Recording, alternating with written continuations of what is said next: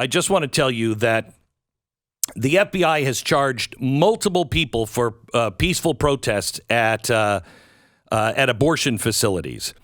This time it's a bunch of basically senior citizens, and they were all in this hallway to an abortion center, and they were just lining it. They were praying. They were singing.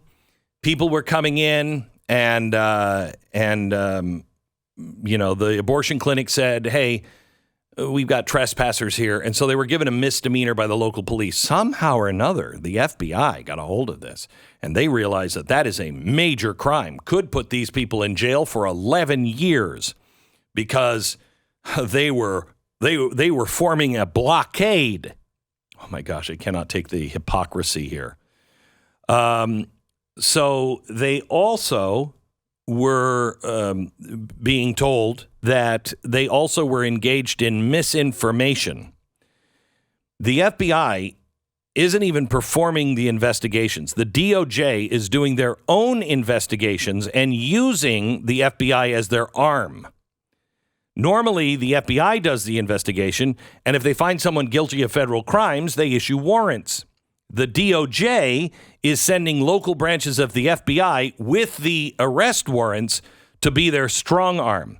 So the DOJ now is completely, you cannot trust it. You cannot trust the DOJ. It has become an enforcement arm of the Democratic Party or the Marxist Party or whoever is really running this place. It has become a wholly owned subsidiary of that group. And you're going to start seeing people go to jail. Do not let this scare you. There are more on our side than on the other. The heavens are engaged. Keep standing. And we should stand for people who are being targeted by the FBI.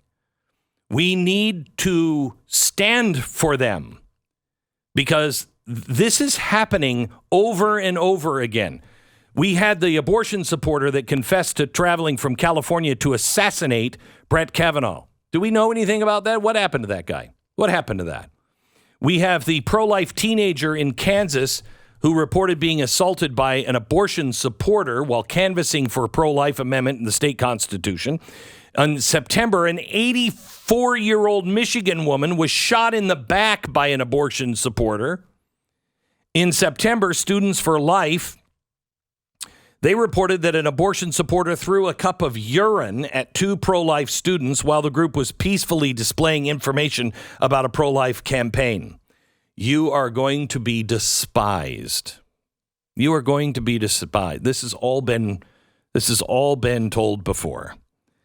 Mark Hawk, a pro-life Catholic activist and father of 7, we told you earlier this week that his home in Pennsylvania, the FBI charged him with the same thing they're charging this, and I'm not making this up. I can't believe it. They're charging with the FACE Act.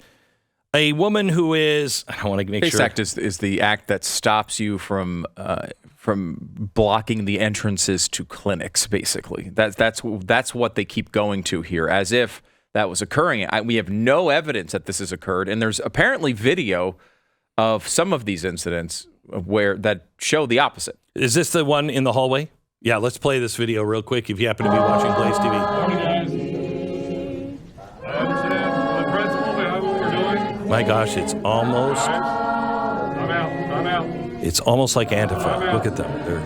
Hey, guys. We need to carry this outside, guys. We can't do it here. We cannot block up the hallways. We cannot block up the hallways, guys. They're not blocking the hallways, by the way. They're not. Carry it outside. Do we have an understanding, guys? We need to carry it outside. We cannot block up the hallways. You're not blocking the hallways. He's walking through it.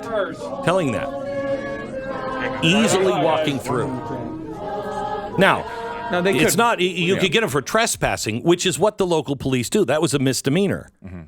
But they're going after the one they came in yesterday, guns a-blazing, the FBI, guns a-blazing at this guy's house. He happened not to be there at the time.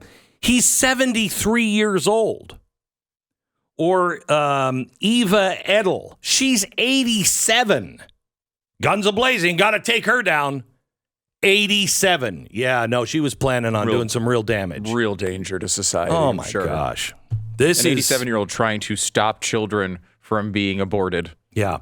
Now, listen, there's something else you need to be aware of. And look, you need to begin to stand. I urge you to get the 10 Commandments from Martin Luther King.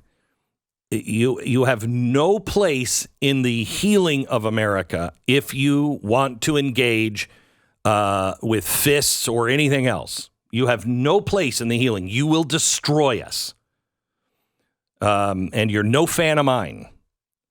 And I'm no fan of yours. But you have to begin to stand. We have to stand for these people.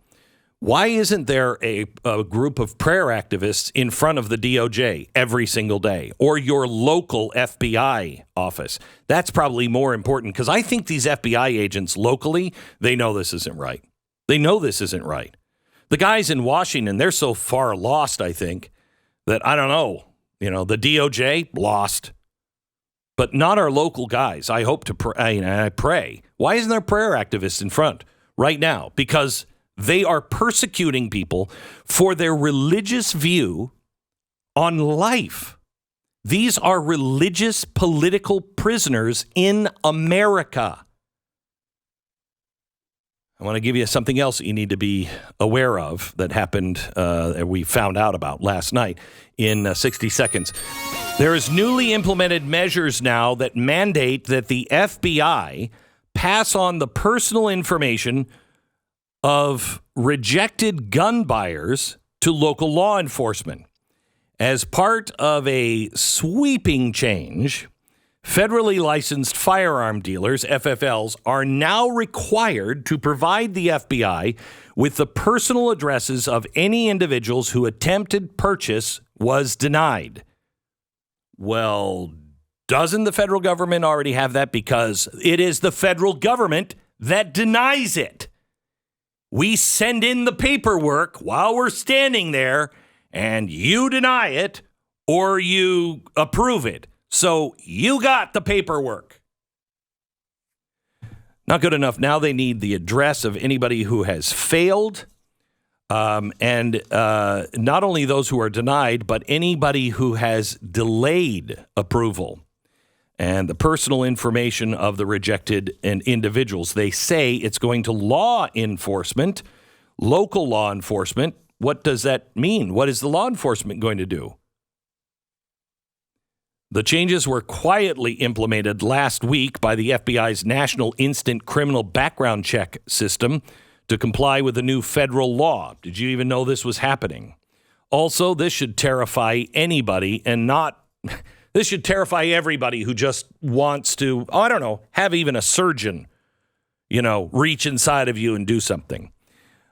Maitland Jones Jr., he has been fired for Princeton University after his course was found to be, you'll never fill in this blank. You'll never fill it. Try. His course was found to be, you'll never do it. Racist. No, that's too easy. Hateful. No.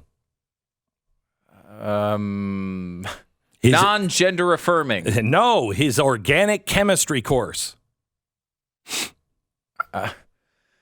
It's so easy. Part of the patriarchy? His course at Princeton was deemed too hard. Too hard. At Princeton? Mm-hmm. Mm-hmm. This is the guy who wrote the textbook on organic chemistry. Okay. He's in his 5th edition. The textbook. It's too hard now. He went out of his way. He taped all of his lectures at his own cost so everybody could keep up. You can't make it. You want to go back and reflect. You want to really... Nope. It was too hard. and, quote, that will keep too many students out of medical school. You can't pass this course. Maybe you shouldn't be the doctor. You are not the doctor I am looking for, I think. Holy cow.